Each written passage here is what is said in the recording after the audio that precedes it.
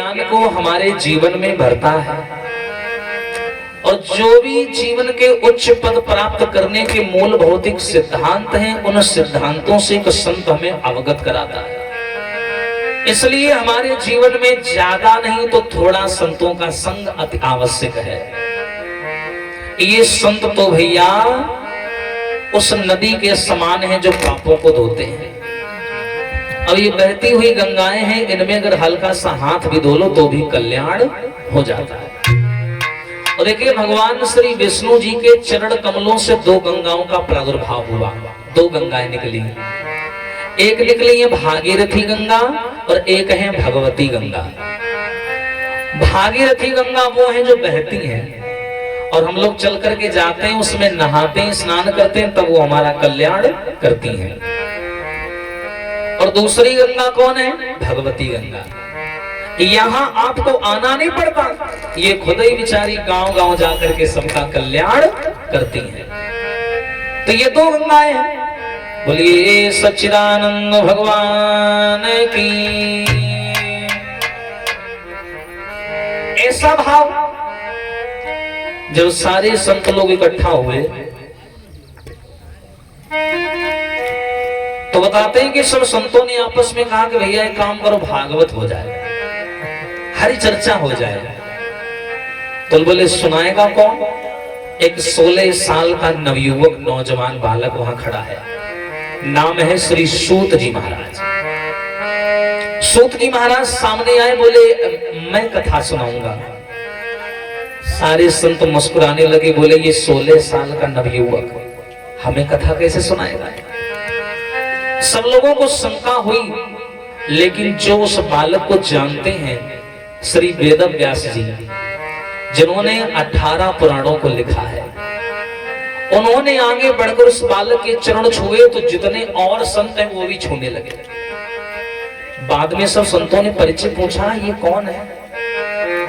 उत्तर मिला कि कोई साधारण व्यक्ति नहीं है, इनकी वेशभूषा ऐसे ही है, नग्न है, पैरों में खड़ाऊ है, शरीर पर जनेऊ है, माथे पर चक्र तिलक है, शिखा है, और ये 18 पुराण, 6 शास्त्र, चतुर्वेद, 12 उपविराण के महान प्रकांड विद्वान हैं और नाम है श्री सूत जी महाराज।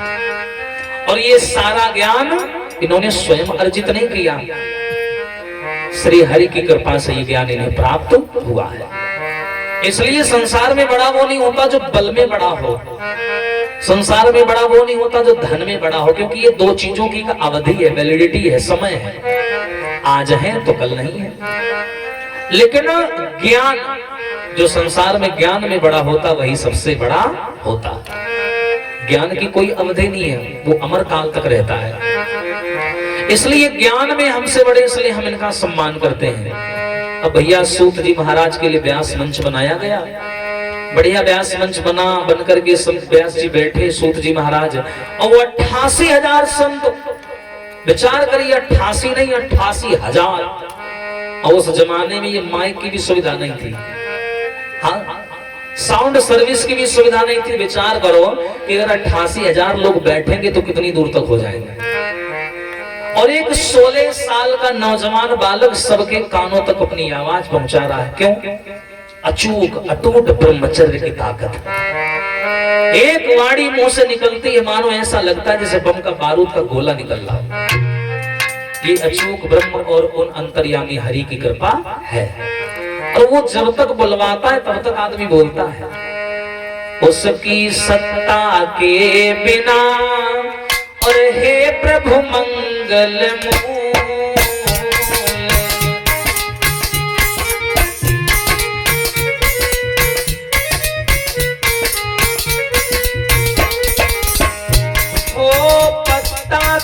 हिलता नहीं, खिले नए तो फूल।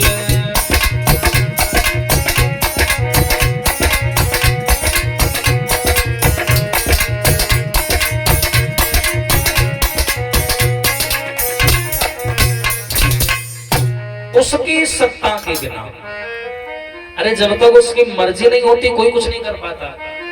जब तक वो बुलवा रहा है तब तक हम बोलते हैं, और जब तक वो सुनवा रहा है तब तक आप लोग सुनते हैं।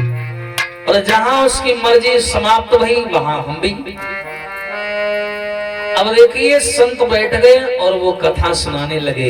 16 साल के नवयुवक सूत जी महाराज, और सूत जी महाराज ने कथा सुनाने से पहले एक बात बड़ी बढ़िया बताई कि मैं कथा तो सुनाने जा रहा हूं, अमृत की वर्षा तो करने जा रहा हूं, लेकिन एक चीज ध्यान रखना, इसे प्राप्त करने के लायक आपका स्वभाव भी होना चाहिए।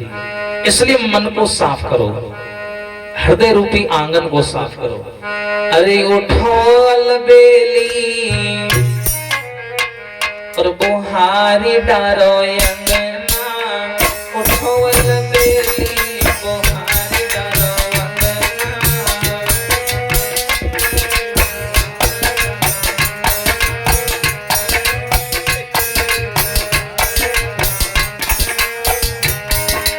बोले सभी लोग ताली बजा करके, आप भी। हाँ, और थोड़ा एनर्जी में बैठो, लगे भागवत हो रही है, मुर्दा इस बैठे। बोलो सभी लोग जय हो। अरे उठो अलबेली बुहारी डारो अंगना, उठो अलबेली बुहारी डारो।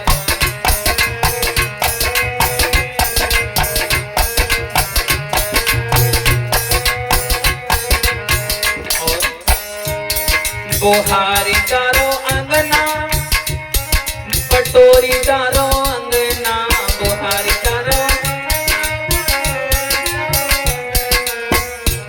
और देखो कौन से आंगन की बात चल रही, घर वाला आंगन नहीं, वो तो रोज ही साफ करते हो। ये वाला आंगन, किडनी फेफड़ा वाला ये आंगन। बुहारी डारो अंगना, पटोरी डारो अंगना।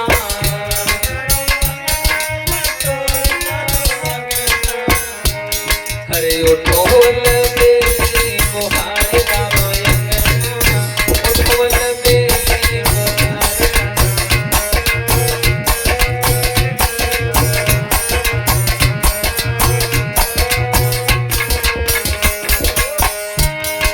और भैया अब अंगना तो बुहार डाल रहे हैं, लेकिन बुहारने के लिए भी चीजें भी तो होनी चाहिए।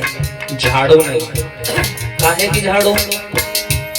अरे काहे की बढ़नी और काहे को बंधना, काहे की बढ़नी, अरे काहे की बढ़नी, काहे को बंधना।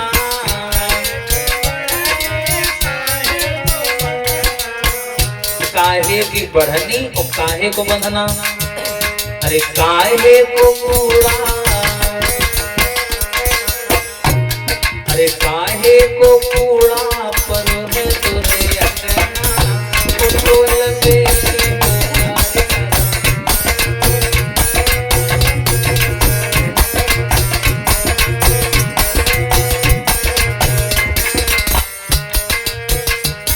बुहारी डारो अंगना, पटोरी डारो अंगना।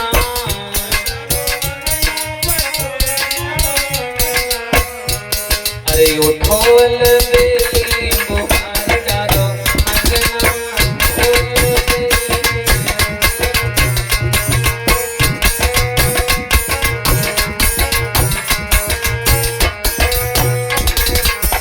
लेकिन बढ़नी बताया।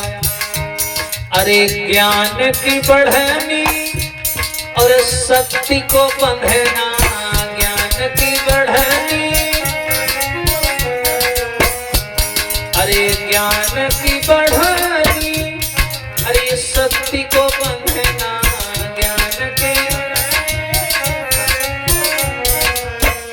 और अरे पाप को कूड़ा, अरे पाप को कूड़ा पर है तुझे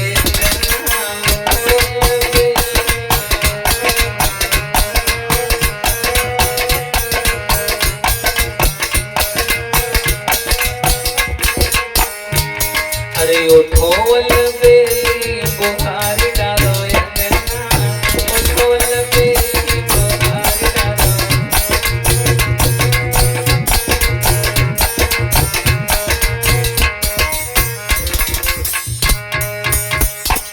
मन रूपी आंगन। अच्छा, ऐसा क्यों बोल रहे हैं कि हृदय रूपी आंगन को साफ करना अति आवश्यक है? क्योंकि भगवान भी कहते हैं कि निर्मल मन जन सो मोहि पावा, मोहि कपट छल छिद्र न भावा। यानी जिसका मन निर्मल है, स्वभाव निर्मल है, ऐसे लोग हमें बड़ी सहजता से, बड़ी सरलता से प्राप्त कर लेते हैं। और जिनकी भक्ति में और भाव में अगर दिखावा है, प्रदर्शन है, तो ऐसे लोग संसार के दुखों और माया जाल में फंसे रहते हैं, मेरे द्वारा बनाए गए सुखों का भोग नहीं कर पाते।